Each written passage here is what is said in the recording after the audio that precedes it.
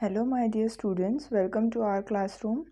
I hope you are doing well. In this video we are going to read and understand chapter 1 of History of class 6. The title of the book is Our Past 1. We will read line by line and I'll tell you what the meaning of that line is. Then let's start the chapter and I would request you to read with me. The name of the chapter is What, Where, How and When. यानी क्या, कहाँ, कैसे और कब. Rashida's question.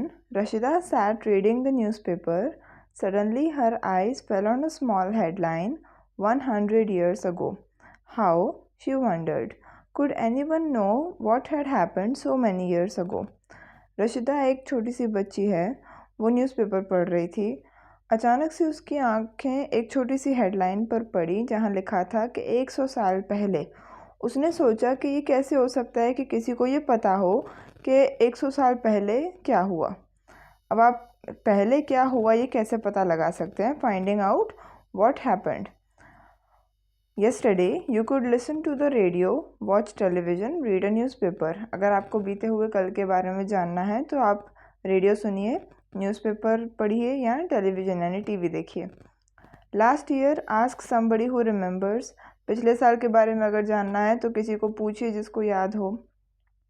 But what about long ago? Let us see how it can be done. अगर आपको बहुत पहले के बारे में जानना है तो देखते हैं ये कैसे हो सकता है. What can we know about the past? There are several things that we can find out: what people ate, the kinds of clothes they wore, the houses in which they lived. We can find out about the lives of hunters, herders, farmers, rulers, merchants, priests, craftspersons, artists, musicians, and scientists. We can also find out about the games children played, the stories they heard, the plays they saw, the songs they sang. हम अपने past के बारे में यानी हमारे अतीत के बारे में क्या क्या जान सकते हैं.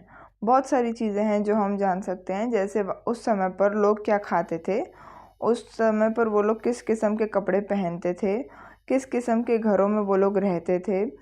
और साथ ही साथ हम ये भी जान सकते हैं कि उस समय पर ये जितने भी लोग थे यानी कि हंटर्स, हर्डर्स जो शिकारी थे, जो गाय भैंस चराते थे, जो फार्मर्स थे जो खेती बाड़ी करते थे, जो राजा थे, रूलर्स थे, मर्चेंट्स थे जो व्यापारी थे, प्रीस्ट यानी संत, साधु, महात्मा, जो क्राफ्ट पर्सन्स थे, जो आर्टिस्ट थे, जो मूवीज़ और ये सब बनाते थे, म्यूजिशियंस यानी जो म्यूज़िक बनाते हैं, साइंटिस्ट जो नए नए प्रयोग करें. इन सब की लाइफ के बारे में हम जान सकते हैं. हम ये भी जान सकते हैं कि उस समय पर बच्चे कौन सी गेम्स खेला करते थे, कौन सी वो स्टोरीज सुना करते थे, कौन से वो नाटक देखते थे और कौन से वो सॉन्ग्स गाते थे. Fine. Where did people live. लोग रहते कहाँ थे. Find the river Narmada on map 1 page 2. People have lived along the banks of this river for several 100,000 years. Some of the earliest people who lived here were skilled gatherers, that is, people who gathered their food. They knew about the vast wealth of plants in the surrounding forest and collected roots, fruits, and other forest produce for their food. They also hunted animals. लोग रहते कहाँ थे. सबसे पहले तो आपका जो page 2 है उस पर मैप 1 दिया हुआ है जिसमें आपको रिवर नर्मदा को ढूंढना है. सबसे पहले जो लोग रहते थे आज से हज़ारों सालों पहले वो इस नर्मदा के किनारे रहते थे. यहाँ पर जो लोग सबसे पहले रहते थे वो स्किल्ड गैदरर्स थे. इसका मतलब वो लोग जो अपना खाना जमा करते थे. गैदरिंग मतलब जमा करना. उन्हें पता था कि उनके आसपास जो सराउंडिंग में जो फॉरेस्ट हैं उनमें बहुत कुछ खाने पीने को है, प्लांट्स के अंदर बहुत कुछ है. तो वो जानते थे वो सब. उस फॉरेस्ट में से वो रूट्स, फ्रूट्स और बाकी का जो भी फॉरेस्ट का जो भी जितना भी था जो वो खा सकते थे वो सब वो कलेक्ट करके रखते थे और साथ ही साथ वो एनिमल्स को भी हंट करते थे खाने के. Moving on. ये आपका मैप 1 है जो पेज नंबर 2 पे दिया हुआ है और यहाँ पर आप देख सकते हैं ये रिवर नर्मदा है. तो सबसे पहले जो लोग रहते थे वो यहीं पर रहते थे. Moving on. Now find the Sulaiman and Kirthar hills to the north west. Some of the areas where women and men first began to grow crops such as wheat and barley about 8,000 years ago are located here. People also began rearing animals like sheep, goat, and cattle and lived in villages. Locate the Garo Hills to the northeast and the Vindhyas in central India. अब फिर से ये वही वाला map है। यहाँ पर north east में आप देखिए ये किरथर और ये सुलेमान हिल्स हैं। ये वो जगह है जहाँ पर सबसे पहले मेन और वुमेन ने क्रॉप्स उगाना शुरू किया था। क्रॉप्स यानी कि आप जानते हैं पौधे उगाना शुरू किया था, जैसे कि वीट और बार्ली। आज से तकरीबन 8,000 साल पहले वो जगह यहीं पर है। यहाँ पर लोग जो हैं जानवरों को पालना भी लोगों ने शुरू किया था, जैसे कि शीप, गोट और कैटल, इन सबको वो पालते थे। और कहाँ रहते थे? विलेजेस में। अब इसके सिवा एक और आपको चीज़ यहाँ पर लोकेट करनी है, वो है गैरो हिल्स नॉर्थ ईस्ट में, जो आपको इस नॉर्थ ईस्ट में यानी कि यहाँ पर ये दिख रही है गैरो हिल्स। और सेंट्रल एशिया में आपको ढूंढना है विंध्यास, वो ये रहा। ठीक है, अब देखिए सेंट्रल इंडिया में, सॉरी, इस जगह पर क्या हुआ था। These were some of the other areas where agriculture developed. The places where rice was first grown to the north of Vindhyas. ये वो पहली जगह है जहाँ पर एग्रीकल्चर यानी खेती बाड़ी जो है वो डेवलप हुई थी। ठीक है, ये जो जगहें हैं जहाँ पर राइस सबसे पहले उगाया गया था, ये विंध्यास के नॉर्थ में यानी विंध्यास के ऊपर है। Trace the river Indus and its tributaries. Tributaries are smaller rivers that flow into a larger river. About 4,700 years ago, some of the earliest cities flourished on the banks of these rivers. Later, about 2,500 years ago, cities developed on the banks of Ganga and its tributaries and along the sea coasts. अब वापस उसी map पे हम आए हैं। यहाँ पर आपको एक रिवर दिख रही है, यह है इंडस रिवर। ठीक है, इसी रिवर से आप निकलते हुए देखेंगे तो ये 2, 3, 4 नदियाँ हैं जो यहीं से निकल कर के आगे बह रही हैं, है ना। इन्हीं नदियों को जो अलग अलग हो रही हैं, इस मेन नदी से, मुख्य नदी से निकल कर के जो दूसरी नदियाँ बह रही हैं, उनको हम बोलते हैं ट्रिब्यूटरीज। यहाँ पर आप इंडस की आई गेस 5 ट्रिब्यूटरीज आप देख सकते हैं, एक और है यहाँ पर। ठीक है, इन सभी ट्रिब्यूटरीज पे जो है आज से तकरीबन 4,700 ईयर्स अगो यहाँ पर अर्लीस्ट सिटीज़ जो थे, सबसे पहले सिटीज़ इन्हीं नदियों के किनारे पे बसे थे।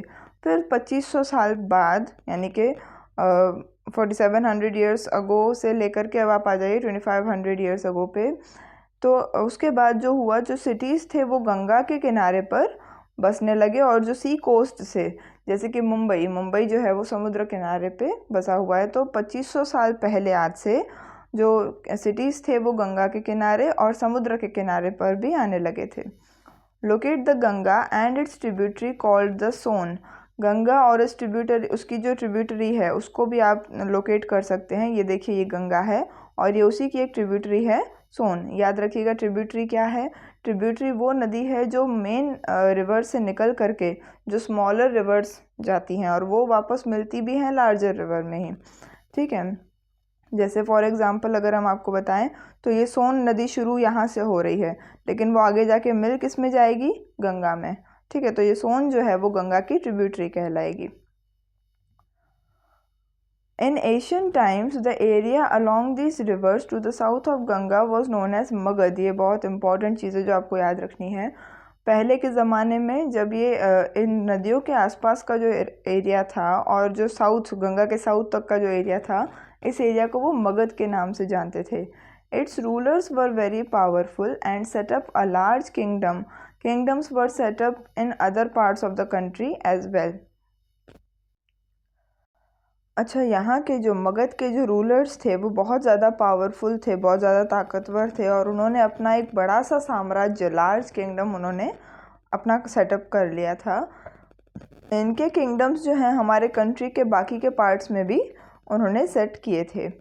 Throughout people travelled from one part of the subcontinent to another. The hills and high mountains including the Himalayas, deserts, rivers and seas made journeys dangerous at times but never impossible. So men and women moved in search of livelihood as also to escape from natural disasters like floods or droughts. Sometimes men marched in armies, conquering others' lands. Besides, merchants traveled with caravans of ships carrying valuable goods from place to place, and religious teachers walked from village to village, town to town, stopping to offer instruction and advice on the way. Finally, some people perhaps traveled driven by a spirit of adventure, wanting to discover new and exciting places. All these led to sharing of ideas between people. Now why do we travel, हम travel करते क्यों हैं? तो simple है, जब हम travel करते हैं तो अपने खुशी के लिए करते हैं, हमें वहाँ जाने की इच्छा होती है इसीलिए हम ट्रैवल करते हैं। लेकिन पहले ऐसा नहीं था। पहले क्या था कि पहले लोग जो हैं हमारे सब कॉन्टिनेंट में, आपको ये जानना चाहिए कि इंडिया को सब कॉन्टिनेंट भी कहा जाता था पहले, ठीक है। और ऐसा क्यों कहा जाता था? क्योंकि इसमें बहुत सारी डाइवर्सिटी है, बहुत सारी यूनिकनेस है, आपको हर एक चीज़ इस इंडियन सब कॉन्टिनेंट में देखने को मिल जाएगी। फाइन, चलो आगे बढ़ते हैं। तो हमारे यहाँ के जो हिल्स और हाई माउंटेन्स थे, जैसे कि हिमालय हो गया, डेजर्ट्स थे, बहुत सारे रिवर्स थे और सीज थे, ये इन्होंने जो है हमारी जर्नीज़ को बहुत बार डेंजरस यानी कि ख़तरनाक बना दिया, लेकिन कभी भी इम्पॉसिबल नहीं बनाया। आपको पता होगा दुनिया में ऐसा कोई भी काम नहीं होता जो इम्पॉसिबल हो।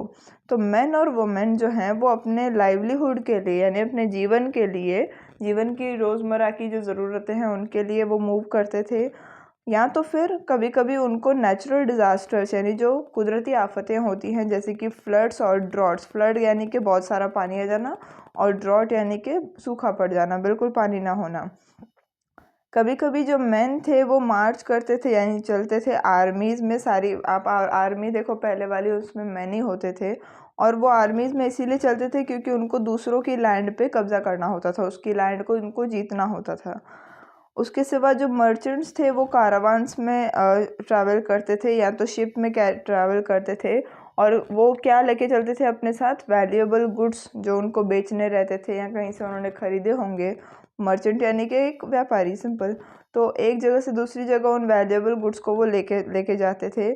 उसके सिवा भी रिलीजियस टीचर्स थे जो एक गांव से दूसरे गांव जाते थे, एक शहर से दूसरे शहर जाते थे, और वो रुकते कहाँ पर थे? जहाँ पर उनको इंस्ट्रक्शन देना हो, यानी जहाँ कहीं भी उनको लगे कि यहाँ पर ज्ञान की ज़रूरत है, वहाँ वो रुकते थे और अपना इंस्ट्रक्शन दे के फिर आगे चले जाते थे। कुछ ऐसे लोग थे जो सिर्फ एडवेंचर के लिए ही, अपने मन की खुशी के लिए, कुछ नया खोज करने के लिए वो ट्रैवल करते थे, और उनको नई नई न्यू एक्साइटिंग प्लेसेस को डिस्कवर करने की बड़ी मंशा होती थी, वो तो चलते थे। और इन सब के बीच में जो लोग इधर से उधर हुए, तो इन सब के बीच में हुआ क्या? Sharing of ideas between people. लोग एक दूसरे के साथ आइडियाज़ शेयर करने लगे। Why do people travel nowadays? आजकल लोग क्यों ट्रैवल करते हैं? Look at map 1 once more. Hills, mountains and seas formed the natural frontiers of the subcontinent. While it was difficult to cross these frontiers, those who wanted could and did scale the mountains and cross the seas. People from across the frontiers also came into the subcontinent and settled here. अच्छा, आजकल हम क्यों travel करते हैं? तो इसीलिए होता है कभी कभी कि हमारा जो आप देखोगे सब कॉन्टिनेंट, इस मैप 1 में अगर आप देखोगे तो यहाँ पर आपको पता होगा कि राजस्थान की तरफ ये जो है ये थार डेजर्ट है, फिर यहाँ पर ये रिवर्स हैं, फिर यहाँ पर हिमालय के माउंटेन्स हैं, तो और यहाँ पर जो है समुद्र है। बहुत कुछ ऐसी सीज़ हैं, तो बहुत कुछ ऐसी चीज़ें हैं जो जिनको पार करना मुश्किल है। अब आपको पता होगा कि आजकल जब हम एक कंट्री से दूसरे कंट्री की बात जाने की बात करते हैं तो बाउंड्री क्रॉस करनी पड़ती है, आपको ये शायद पता हो। लेकिन ये सारी जो चीज़ें थी, ये जो हिल्स थे, माउंटेन्स थे और जो सीज थी और जो रिवर्स थे, इन्होंने हमारी नेचुरल बाउंड्रीज बना रखी थी, यानी कि हमें कोई बाउंड्री बनाने की ज़रूरत नहीं थी। ये खुद ही आपस में एक बाउंड्री थी जिनको क्रॉस करना बहुत ज़्यादा मुश्किल था, बट स्टिल जिनको क्रॉस करना था उन्होंने करा भी। जिनको करना था उन्होंने इन माउंटेन्स को पूरा चढ़ा और वो सीज को क्रॉस किए, उन्होंने सारे समुद्र क्रॉस किए। इन फ्रंटियर से होकर के भी कई सारे लोग यहाँ पर आए हमारे सब कॉन्टिनेंट में और यहीं पर सेटल हो गए, यहीं पर बस गए। मूविंग ऑन, नेक्स्ट पेज पे देखिए। These movements of people have enriched our cultural traditions. People have shared new ways of carving stone, composing music and even cooking food over several hundreds of years. अब ये इतने सारे लोगों की जो movements हुई, इनसे हमारा जो कल्चरल ट्रेडिशन था, यानी जो आर्ट एंड क्राफ्ट आप बोल सकते हो, जो पोइट्री, जो लिटरेचर हमारा है, वो सब बहुत ज़्यादा बढ़ गया, राइट। जैसे ब्रिटिश हमारे इंडिया में आए, ब्रिटिशर्स हमारे इंडिया में आए तो हमारे इंडिया में एक नई लैंग्वेज लेकर के आए जो थी इंग्लिश, ठीक है। तो आने जाने से ये नॉलेज का एक्सचेंज भी बना रहता है। और उस समय पर स्टोन को कार्विंग करना, यानी स्टोन की अलग अलग चीज़ें बनाना, उसको शेप में लेके आना, इसके नए रास्ते, म्यूज़िक बनाने के, और इवन कुकिंग फूड, खाना कैसे नए तरीक़ों से बनाया जा सकता है, ये सारी आइडियाज़ जो हैं लोगों ने आपस में शेयर की। और ये हुआ बहुत, इसको लगने में हाँ 100 सालों जितने लग गए। Moving on, names of the land, हमारी जो धरती है उसके क्या क्या नाम हैं। Two of the words we often use for our country are India and Bharat. जो हम नॉर्मली अपने कंट्री के लिए यूज़ करते हैं वो दो वर्ड्स हैं, इंडिया और Bharat. The word India comes from Indus called Sindhu in Sanskrit. Find Iran and Greece in your atlas. The Iranians and the Greeks who came through the northwest about 2500 years ago and were familiar with the Indus called it the Hindus or the Indus, and the land to the east of the river was called India. The name Bharat was used for a group of people who lived in northwest and who are mentioned in the Rig Veda. The earliest composition in Sanskrit dated to about 3500 years ago. Later it was used for the country. अब हमारी land के दो नाम हैं, हम जिस ज़मीन पर रहते हैं उसके दो नाम हैं। सबसे दो नाम ये हैं, इंडिया और भारत। जो इंडिया वर्ड है वो आया कहाँ से? एक जो हमारी नदी है इंडस, जिसको अभी हमने यहाँ देखा था, उस नदी में से आया इंडिया। उस नदी के नाम में से इंडिया निकल के आया। और इस इंडस को संस्कृत में हम कहते हैं सिंधु। आप अपने एटलास में ईरान और ग्रीस को, ये दो कंट्रीज़ हैं एटलास में, आपको मिल जाएंगे। उसमें आप जब देखेंगे तो आपको ये दोनों कंट्रीज़ मिल जाएंगे। ईरानियंस और जो ग्रीक्स थे, जब वो हमारे कंट्री में आए थे आज से तकरीबन 2500 साल पहले, और वो आए कहाँ से थे? नॉर्थ वेस्ट में। गौर करने वाली बात है कि सिंधु नदी जो है, जो इंडस नदी है, वो भी नॉर्थ वेस्ट में ही है। तो जब वो आए तो वो इंडस से फेमिलियर थे, वो जानते थे इंडस को, और वो इस इंडस को क्या बुलाते थे? हिंदोस या तो फिर इंदोस। जब वो आए तो उन्होंने इस नदी के ईस्ट में जो लैंड थी, उस लैंड को उन्होंने नाम दे दिया इंडिया। भारत वर्ड जो आया वो एक लोगों के ग्रुप के लिए, यानी कि समूह के लिए यूज़ किया जाता था जो नॉर्थ वेस्ट में रहते थे। और इसका नाम जो भारत वर्ड है ये आया है, सबसे पहले मेंशन हुआ है ऋग्वेद में। ऋग्वेद जो है संस्कृत की सबसे पहली कंपोजिशन मानी जाती है, अर्लीस्ट कंपोजिशन, यानी जो सबसे पहले लिखी गई, आज से तकरीबन 3500 साल पहले। और बाद में जो ये वर्ड था भारत, इसको हमारे कंट्री के नाम के तौर पे यूज़ कर लिया गया। Finding out about the past, हम अपने अतीत के बारे में कैसे जान सकते हैं? There are several ways of finding out about the past. One is to search for and read books that were written long ago. These are called manuscripts because they were written by hand. This comes from the Latin word manu, meaning hand. These were usually written on palm leaf or on specially prepared bark of tree known as the birch, which grows in the Himalayas. अगर हम अपने past के बारे में जानना चाहते हैं तो इसके कई सारे रास्ते हो सकते हैं। पहला रास्ता ये है कि आप किताबें पढ़िए, किताबों को ढूंढिए और उनको पढ़िए जो बहुत पहले लिखी हुई थी। इन किताबों को हम बोलते हैं मैन्युस्क्रिप्ट्स। आपको याद करना है, मैन्युस्क्रिप्ट्स इसलिए इनको कहा जाता है क्योंकि इसमें एक लैटिन वर्ड है मैनु। मैनु का मतलब होता है हैंड, और हैंड से जो लिखा हुआ है उसको बोलते हैं हम मैन्युस्क्रिप्ट्स, ठीक है। ये यूजुअली हम जो हैं ज़्यादातर इनको पाम लीफ पे, पाम एज अ ट्री, उसके पत्ते पे लिखते हैं, या तो फिर एक ट्री है जिसका नाम है बिर्च, जो हिमालयस में उगता है। इसमें से जो बार्क निकलता है, जो उसकी खाल हम जिसको बोल सकते हैं, उसमें से जो उसको स्पेशली प्रिपेयर किया जाता है, बनाया जाता है एक पेपर की तरह, एक बुक की तरह, और फिर उस पर लिखा जाता है। Over the years, many manuscripts were eaten away by insects. Some were destroyed, but many have survived, often preserved in temples and monasteries. These books dealt with all kinds of subjects, religious beliefs and practices, the lives of kings, medicine, and science. Besides, there were epics, poems, plays.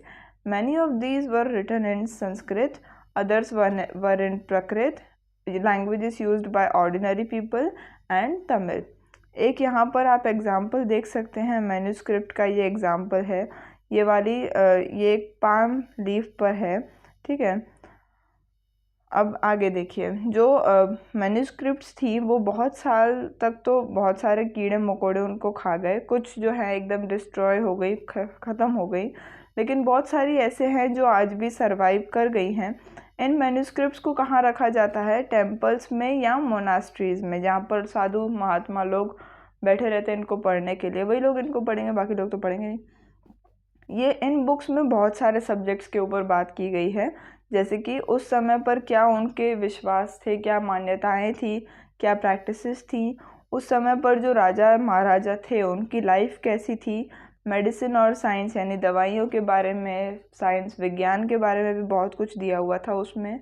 इसके सिवा उसमें epics, poems और pledge यानी कि जो dramas हम करते हैं, पोएम्स जो हम गाते हैं, इन सब के बारे में भी उसमें बहुत कुछ, मतलब वो एपिक्स और पोएम्स भी उसमें लिखी हुई थी। इनमें से बहुत सारी मैन्यूस्क्रिप्ट्स जो थी वो संस्कृत में लिखी जाती थी, कुछ थी जो प्रकृत में लिखी जाती है। प्रकृत वो लैंग्वेज है जो ऑर्डिनरी पीपल यानी कि जो वहाँ के आम जनता जो होते थे वो जो लैंग्वेज यूज़ करती है उसको प्रकृत बोलते हैं, और बाकी की जो रहती होंगी वो तमिल में लिखी गई थी। We can also study inscriptions. These are writings on relatively hard surfaces such as stone or metal. Sometimes kings also got their orders inscribed so that people could see, read, and obey them. There are other kinds of inscriptions as well, where men and women, including kings and queens, recorded what they did. For example, kings often kept their records of victories in battle. हम inscriptions भी पढ़ सकते हैं। हम inscriptions क्या है? ये भी राइटिंग्स हैं, ये भी लिखावट है, लेकिन ये किस पे है? हार्ड सर्फेसेस, जैसे कि स्टोन हो गया या मेटल हो गया। कई बार ऐसे होता था कि जो किंग्स थे, जो राजा महाराजा होते थे, वो अपने ऑर्डर्स को, जो भी उन्होंने आदेश दिया हो, वो अपने ऑर्डर्स को जो है इन पत्थरों पे लिखवा देते थे ताकि लोग जो है उनको देख सकें, पढ़ सकें और मान सकें। बाकी की और भी कई सारी इंस्क्रिप्शंस थी जो मैन और वुमेन, किंग्स और क्वींस सब करते थे। जब जो कुछ वो करते थे वो सब वो रिकॉर्ड करते थे उसमें। फॉर एग्ज़ाम्पल, किंग्स जो होते थे वो कई बार अपनी जो उनकी लड़ाइयों में जितनी भी जीत हुई है, विक्ट्री हुई है, वो सब वो रिकॉर्ड करते थे। Can you think of the advantages of writing on a hard surface and what could have been the difficulties? अभी आप सोच के बताइए कि अगर हम हार्ड सरफेस पे लिखेंगे तो उस पर लिखने के क्या क्या फ़ायदे हो सकते हैं और लिखते समय आपको क्या क्या परेशानी हो सकती है। तो सिंपल है, परेशानी तो एक ही हो सकती है क्योंकि वो हार्ड सरफेस है, तो उस पर लिखने के लिए बड़ी मेहनत लगेगी। और फ़ायदा ये है कि वो क्योंकि हार्ड सरफेस है, स्टोन है या मेटल है, उसको ना तो कोई कीड़ा मकोड़ा खाएगा, ना समय के साथ उसको कुछ होगा, तो बहुत समय बाद भी लोग उसको देख सकते हैं।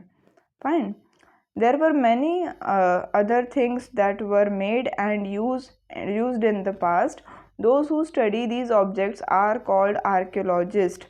जो पहले के ज़माने में बहुत सारी ऐसी कई सारी चीज़ें थी जिनको बनाया गया था और इस्तेमाल किया गया था, वो लोग जो इन ऑब्जेक्ट्स को स्टडी करते हैं उन्हें हम बोलते हैं archaeologist.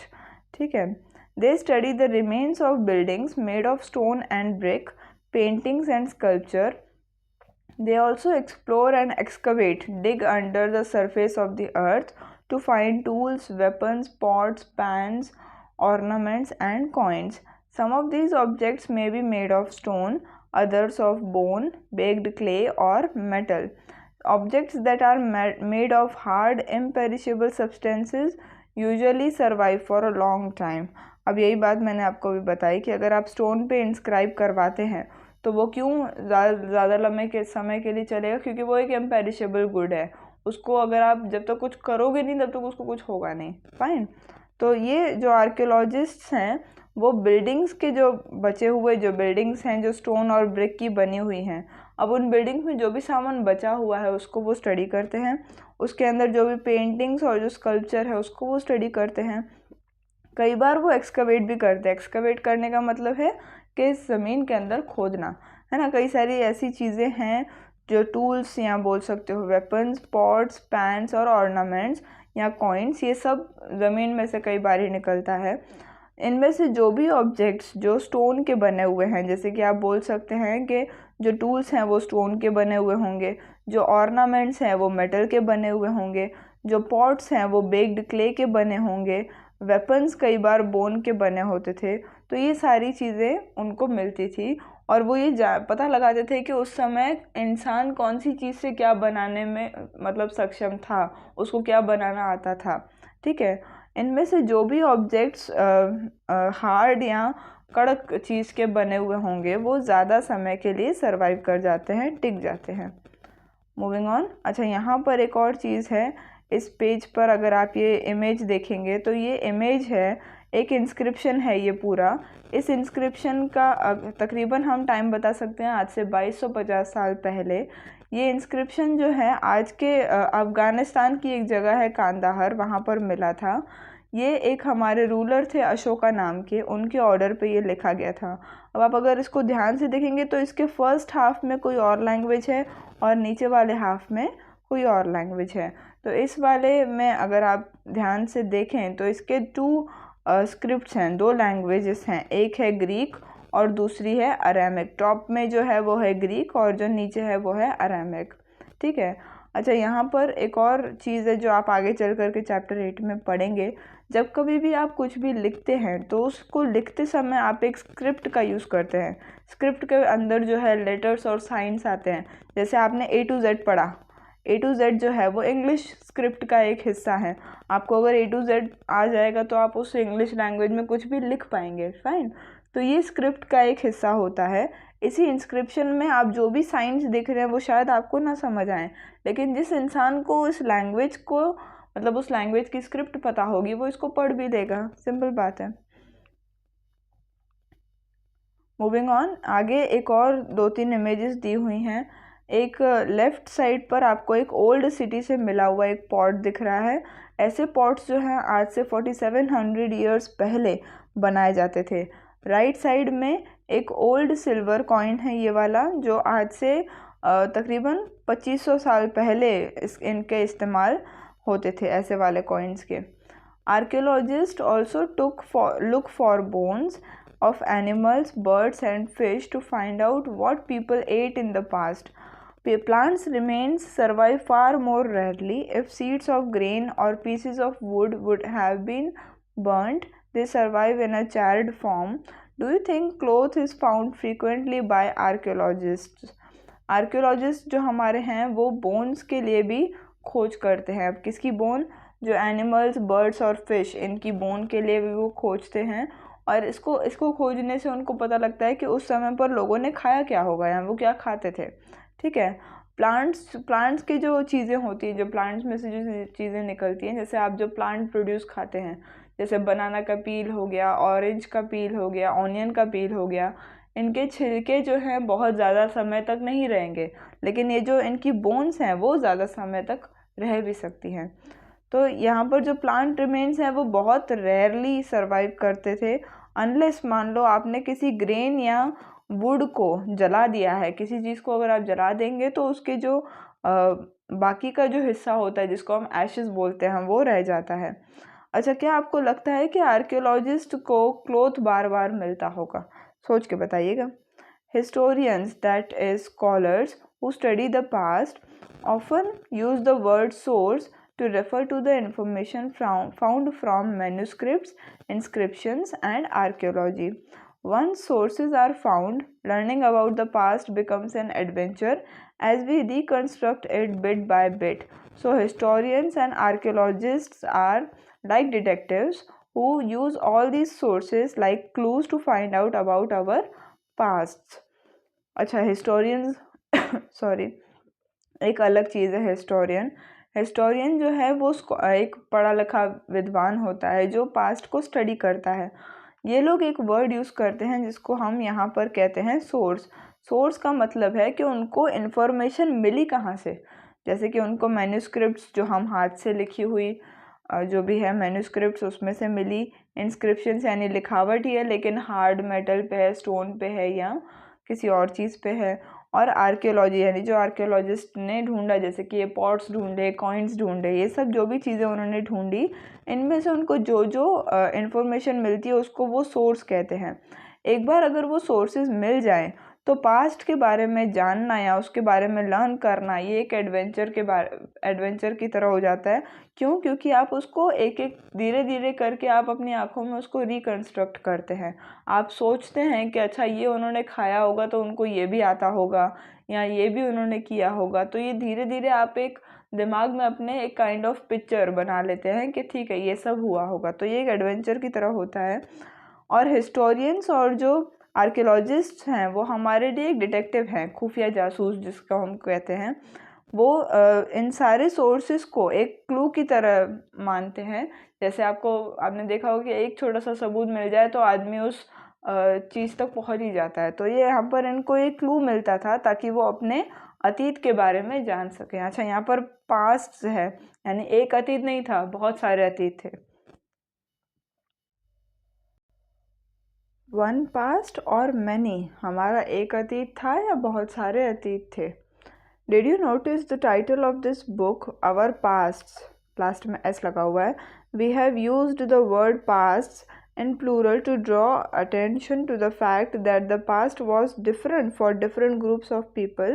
For example, the lives of herders or farmers were different from those of kings and queens. The lives of merchants were different from those of craftspersons, and so on.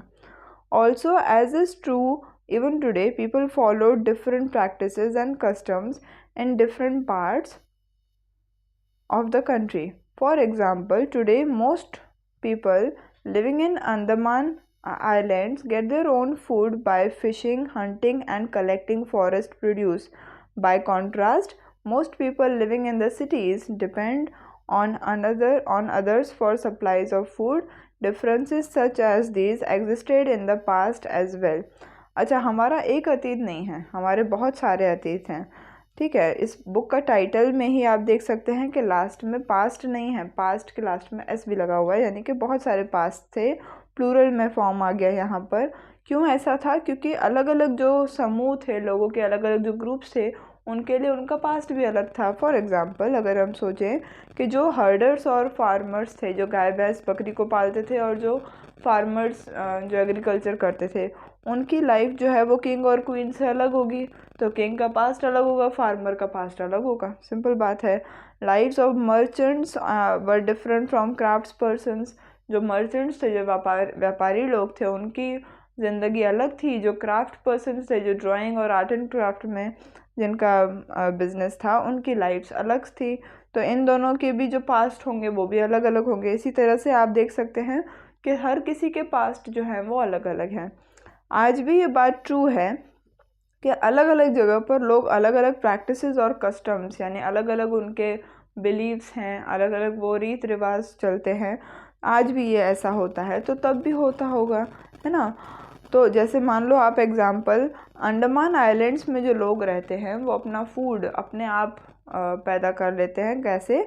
Fishing से, fishes को पकड़ के, hunting या collecting forest produce, जंगलों में से जो खाने लायक चीज़ है उसको कलेक्ट करके रखते हैं और खुद ही उसको कलेक्ट करके खुद ही खा लेते हैं। लेकिन उसका उल्टा, जो हमारे सिटीज़ में जो लोग रहते हैं वो अपने खाने के लिए दूसरों पे डिपेंडेंट हैं। अगर दूसरे लोग खाना नहीं लाएंगे तो वो खाना ला भी नहीं सकते अपने लिए। ठीक है, ऐसे ही कुछ डिफरेंसेस पहले भी पास्ट में भी रहे होंगे या रहते ही होंगे। Besides, there is another kind of difference. We know a great deal about kings and the battles they fought because they kept records of their victories. Generally, ordinary people such as hunters, fishing folk, gatherers, farmers, or herders did not keep records of what they did. While archaeology helps us to find out about their lives, there is much that remains unknown. इसके सिवा एक और difference भी है। जैसे आपने अभी पढ़ा कि जो राजा महाराजा थे वो अपनी जो भी उनकी बैटल्स थी, जो भी जहाँ पर भी वो लड़ने जाते थे, उनकी विक्ट्रीज़ का वो रिकॉर्ड रखते थे। तो क्योंकि उन्होंने विक्ट्रीज़ का रिकॉर्ड रखा था तो हमें पता लग गया कि उन्होंने बैटल की होगी, ठीक है, तभी तो वो जीते। लेकिन ऐसे भी बहुत सारे लोग थे, जैसे कि मान लो हम एग्जांपल दे दें, जो आम जनता थी, जो ऑर्डिनरी पीपल थे, उन्होंने अपना कोई भी रिकॉर्ड नहीं रखा कि उन्होंने आज के दिन में क्या किया या उन्होंने इस पिछले साल में क्या किया। इसका कोई रिकॉर्ड नहीं है हमारे पास। आर्कियोलॉजी हमें बहुत कुछ बताती है कि भाई हुआ क्या, कैसे हुआ, कब हुआ, लेकिन फिर भी बहुत कुछ ऐसा है जो आज भी अननोन है, जिसको हम पता नहीं लगा सकते। वॉट डू डेट्स मीन, जो हमारी तारीखें हैं उनका क्या मतलब है। यही सबसे बड़ी बात है, तारीखें याद करने में ही दिक्कत होती है, लेकिन फिर भी अगर आप एक ट्रिक से याद कर लो तो वो याद हो भी जाती है। If somebody asks you for the date, you will probably mention the day, month and year 2000 and something. These years are counted from the date generally assigned to the birth of Jesus Christ, the founder of Christianity. So 2000 means 2000 years after the birth of Christ. All dates before the birth of Christ are counted backwards and usually have the letters BC, before Christ, added on. In this book, we will refer to dates going back from the present using 2000 as our starting point. अगर कोई आपसे date पूछता है तो आप उसे क्या बताएंगे? आज का डे बताएंगे, मंथ बताएंगे और ईयर बताएंगे, ज़्यादा डेट भी बता देंगे, है ना। तो ईयर मान लीजिए 2000 है या आज 2023 है। इन ईयर्स को हम काउंट करते हैं कि जीसस क्रिस्ट का जो बर्थडे है, जो क्रिश्चियनिटी के फाउंडर भी हैं, जो क्रिश्चियन जो धर्म है एक, उसके फाउंडर हैं जीसस क्राइस्ट, उनके बर्थ पे जो भी हुआ, जो जिस भी समय पर उनका बर्थ हुआ था, बर्थ के बाद के जो साल हैं, यानी कि अगर हम अभी 2023 में हैं तो इसका मतलब जीसस क्राइस्ट के जन्म को 2023 ईयर्स हो चुके हैं, ठीक है। यानी कि 2000 ईयर्स मतलब बर्थ ऑफ क्राइस्ट के बाद, जो है 2000 साल, उसको हम आज के युग में 2000 ईयर्स बोलेंगे। और अगर मान लो क्रिस्ट के बर्थ से पहले है वो चीज़, तो उनके आगे एक वर्ड्स, दो ये लेटर्स लग जाते हैं, BC यानी कि बिफोर क्राइस्ट, यानी कि क्राइस्ट के जन्म से पहले। इस बुक में हमने 2000 को, यानी साल जो 2000 था, उसको हमने स्टार्टिंग पॉइंट माना है। यानी अगर आपको कहीं लाइन देखने को मिल जाए कि आज से 2500 साल पहले, तो आप यही इमेजिन कर लें कि 2000 में आप इस समय हैं, आप ये नहीं इमेजिन करें कि हम 2023 में हैं, ठीक है। Moving on, letters with dates, जो आपने अभी देखा, BC we have seen stands for before Christ. BC का मतलब हमने जान लिया, बिफोर क्राइस्ट यानी जो जीसस क्राइस्ट थे उनके जन्म से पहले, ठीक है। You will sometimes find AD before dates. AD, this stands for two Latin words, Anno Domini, meaning in the year of the Lord, that is Christ. So 2005 can also be written as AD 2005. कभी कभी आपको date से पहले AD लिखा हुआ भी मिल जाएगा। AD जो है वो टू लैटिन वर्ड्स मतलब AD के बदले में आते हैं, दैट इज़ अनो डोमिनी। अनो डोमिनी का मतलब है in the year of the Lord, Lord हमारे हैं जीसस क्राइस्ट, ठीक है। तो 2005 जो आज अगर मान लीजिए हम 2023 में हैं तो उसको हम लिख सकते हैं AD 2023, फाइन। आगे, sometimes CE is also used instead of AD and BCE instead of BC. The letter CE stand for Common Era and BCE stand for Before Common Era. We use these terms because the Christian era is now used in most countries of the world. In India, we began using this form of dating from about 200 years अगो। आज से तकरीबन 200 साल पहले हमने ये AD और BC वाला जो भी था उसको अडॉप्ट किया था। कभी कभी AD के बजाय हम यूज़ कर लेते हैं CE को, और जो BC आपने पढ़ा था बिफोर क्राइस्ट, उसकी जगह यूज़ हो जाता है BCE। यहाँ पर CE का मतलब है कॉमन एरा और BCE का मतलब हो गया before common era.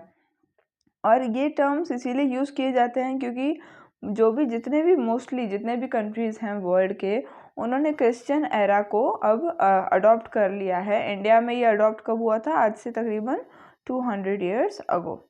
And sometimes the letters BP before meaning before present are used. कभी कभी बिफोर प्रेजेंट को भी यूज़ कर लिया जाता है। बिफोर प्रेजेंट का मतलब क्या? पास्ट। अगर आपको ये नहीं पता कि वो क्रिश्चियन से पहले का है या बाद का है, तो बिफोर प्रेजेंट लगा दीजिए, यानी कि बिफोर प्रेजेंट मतलब हो जाएगा कि अभी जो चल रहा है ये प्रेजेंट है, इससे पहले जो हो गया वो क्या था? पास्ट था। वो कोई भी पास्ट हो सकता है। Find two dates mentioned on page 3, which set of letters would you use for them. आपको पेज 3 पर 2 डेट्स मिलेंगी। आपको बताना है कि इन डेट्स के लिए आप कौन सी लेटर्स को यूज़ करेंगे। एल्सवेयर में देखते हैं क्या है। We have seen that inscriptions are written on hard surfaces. Many of these were written several hundreds of years ago. All inscriptions contain both scripts and languages. Languages which were used as well as scripts have changed over time. So how do scholars understand what was written? This can be done through a process known as decipherment. This you need to learn. अच्छा, elsewhere में देखिए कि हमने देखा है कि कई सारे इंस्क्रिप्शंस हैं जिनको हम हार्ड सरफेस पे लिखाया करते थे। अब इनको लिखाया कैसे जाता था? ये तब लिखी गई थी आज से 100 साल पहले तक, मतलब बहुत सारे 100 साल पहले। और इन पे जो लिखा जाता था वो एक स्क्रिप्ट थी और एक लैंग्वेज थी। इसका मीनिंग मैंने आपको समझाया। कोई भी स्क्रिप्ट होता है कि किसी भी चीज़ को अगर आपको लिखना है तो उसके लेटर्स, जो सिम्बॉल्स और जो लेटर्स हैं उसको हम स्क्रिप्ट कहते हैं, और language is a thing through which we can communicate. Fine. तो लैंग्वेजेस जो पहले यूज़ होती थी और जो पहले जो स्क्रिप्ट्स यूज़ होती थी वो समय के साथ साथ बदलती गई। अब जैसे मैंने आपको वो भी बताया कि पीपल ट्रैवल्ड, लोग एक जगह से दूसरी जगह आते रहते थे, तो चीज़ें भी और आइडियाज़ भी एक्सचेंज हो गई। तो ये स्क्रिप्ट्स और जो ये लैंग्वेजेस थी ये भी बहुत समय तक सेम नहीं रही, ये फिर आगे चल करके बदलती गई। तो आप आगे हमको ये देखना है कि जो स्कॉलर्स हैं, जो हमारे आर्कियोलॉजिस्ट थे या जो हिस्टोरियंस थे, वो कैसे हमारी इन स्क्रिप्ट्स को समझ पाते थे। तो ये एक प्रोसेस है जिसको हम बोलते हैं डेसिफेरमेंट। उससे आप समझ सकते हो कि इनका मतलब क्या है। अब यहाँ पर नीचे कुछ सिम्बॉल्स दी हुई हैं।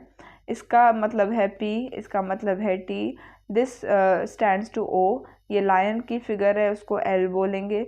ये M है। सिमिलरली बहुत सारी यहाँ पर आपको दिख जाएंगे सिंबल्स। एक बार अगर आपको ये पता लग गया कि इन सिंबल्स का मतलब क्या है, तो आप उस पूरी की पूरी जो भी चीज़ें लिखी हुई हैं वहाँ पर, उन सब को आप पढ़ सकते हैं। One of the most famous stories of decipherment comes from Egypt. ये सबसे फेमस स्टोरी है डेसिफेरमेंट की, जो इजिप्ट से आती है। Egypt is a country in North Africa where there were kings and queens about 5000 years ago. Egypt एक country है नॉर्थ अफ्रीका में, और वहाँ पर राजा और रानियाँ जो थीं आज से तकरीबन 5000 साल पहले रहते थे।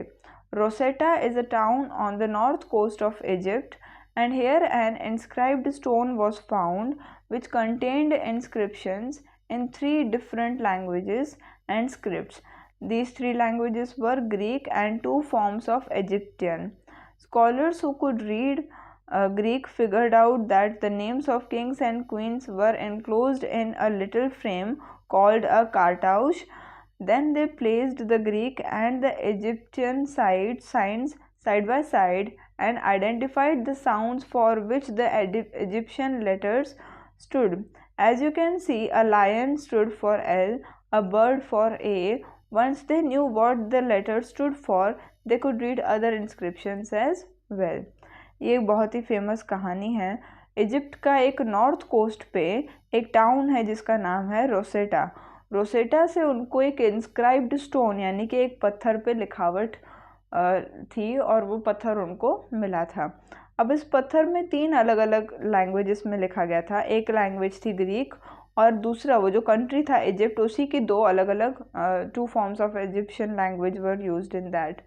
स्कॉलर्स जो ग्रीक को पढ़ सकते थे, उन्होंने ग्रीक वाला पार्ट पढ़ लिया और उन्होंने जान लिया कि यहाँ पर राजा और रानियों के नाम एक छोटे से फ्रेम आप समझते हैं ऐसा वाला फ्रेम, या ये भी जो है ये भी एक पूरा फ्रेम ही है। ऐसे एक छोटे से फ्रेम में राजा और रानियों के नाम लिखे हुए थे, और उस फ्रेम का नाम उन्होंने दिया था कार्टाउश। ठीक है। अब उन्होंने ग्रीक और इजिप्टियन जो भी साइंस थी उनको अलग अलग किया, साइड बाय साइड अलग अलग किया, और उनके जो साउंड्स थे, जैसे आप अगर पढ़ते हैं इंग्लिश को तो बी के बदले में आप क्या साउंड देते हैं, ब, ऐसा वाला साउंड आप देते हैं। तो यहाँ पर भी उन्होंने उन साइंस को अलग अलग किया और उनका साउंड यानी उनको बोलेंगे क्या वो उन्होंने पहचाना। और आप देख सकते हैं जो पहले हमने पेज देखा, लायन था, उसके वो क्या बताता था, एल यानी कि ल। बर्ड था वो बताता था ए।